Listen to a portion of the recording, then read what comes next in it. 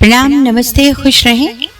भाई आपने पत्ते, पत्तियोड़ और पकौड़ियाँ तो बहुत खाई होंगी, लेकिन अरबी के पत्तों के पत्तियोड़ जो कि उत्तराखंड की स्पेशलिटी है, आपने शायद खाए होंगे ज़रूर, और उनका स्वाद आपके जीभ पर अभी भी होगा, मैं जानती हूँ। तो आइए आज उनको बना लेते हैं हम अपने घर पे। मैंने कैसे बनाया मैं आपको बताती हूँ, आप भी मेरी तरह बनाना शुरू कीजिए ना।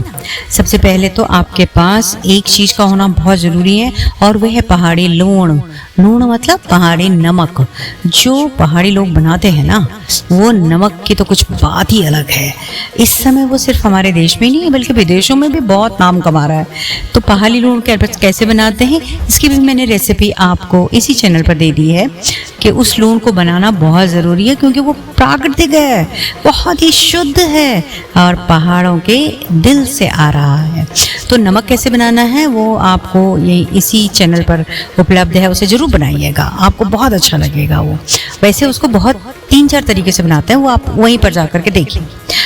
आप बात करते हैं पत्तों की, तो अरबी के पत्ते ले आइए भाई। सबसे पहले कोमल कोमल पत्ते लाइएगा, बड़े पत्ते मत लाइए, ठीक है, पीले पड़े हुए पत्ते मत लाइएगा। तो जो कोमल कोमल पत्ते हैं, जैसे आप उन्हें ले आए, उनको अच्छे से साफ़ करके धो दीजिए। धोने के बाद उनको बैक साइड में जो उनके वो निकली हुई रहती है ना, लहरें से जो उनकी कैपिलरीज निकली हुई रहती हैं ना, उनको हल्के से थोड़ा सा दबा दीजिए, कुचल दीजिए। तो जो वो भाई जिससे क्या कहते हैं, वो पत्तों की आर्टलरी होती है, वो पत्तों की कैपिलरी होती हैं वो, तो उनको हम जब कुचल देते हैं ना, तो उसके ऊपर उससे उनका जो एब्जॉर्प्शन होता है हर चीज़ का, उनके अंदर बेसन भी जो वो ले लेती है, तो बड़े अच्छे से समा जाता है। दूसरी तरफ आप एक कटोरी में, एक बाउल में 3-4 चम्मच बेसन ले लीजिए। उसमें थोड़ा सा नमक, स्वाद अनुसार हल्दी, जीरा पाउडर और जो पहाड़ी लूण है ना, वो ज़रूर डालिए, वो डाल दीजिए, सारा काम आसान हो जाएगा। पहाड़ी लूण डाल करके बेसन के घोल में, और फिर इस घोल को उन पत्तियों के ऊपर लगा दीजिए, और फिर इन पत्तियों को आराम से 4 फोल्ड कीजिए, और 4 फोल्ड करने के बाद इन्हें स्टीम कर लीजिए। स्टीम करना है भैया। स्टीम करने के लिए आप बोलोगे कैसे करें, तो भाई साहब कढ़ाइयाँ आती हैं ना इडली वाली, जो जिनमें आप इडली बनाते हो, तो वो इडली बनाने के लिए आते हैं ना आपके पास, वैसे ही वाले स्टीमर्स होते हैं। राइस कुकर में स्टीमर होता है, इडली वाले में स्टीमर होता है, बहुत सारी जगह नहीं है तो प्रेशर जो एक बड़ा सा पतीला ले लो, उसमें पानी डालो, छन्नी रखो, और उसके ऊपर इनको रख करके आप स्टीम करोगे।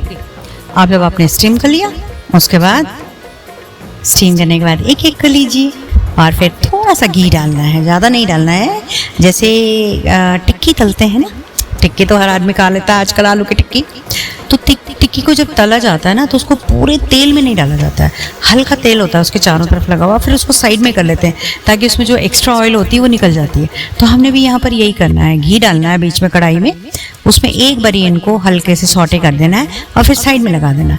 इनके जो पत्ते हैं ना, वो बेसन के साथ भाप में तो पक चुके हैं, तो अब वो क्या होता है कि जो ऊपर की लेयर होती है वो क्रिस्पी हो जाती है। वो क्रिस्पी लेयर, बस वो क्रिस्पी हो जाए, उसके बाद निकालिए, रखिए, सजाइए और खाइए। चाय के साथ खाना है तो चाय के साथ, किसी शेक के साथ खाना है तो शेक के साथ, मज़ा ही आ जाएगा। इतना टेस्टी होता है, बना के तो देखिए। अरबी के पत्तों के पत्ते उड़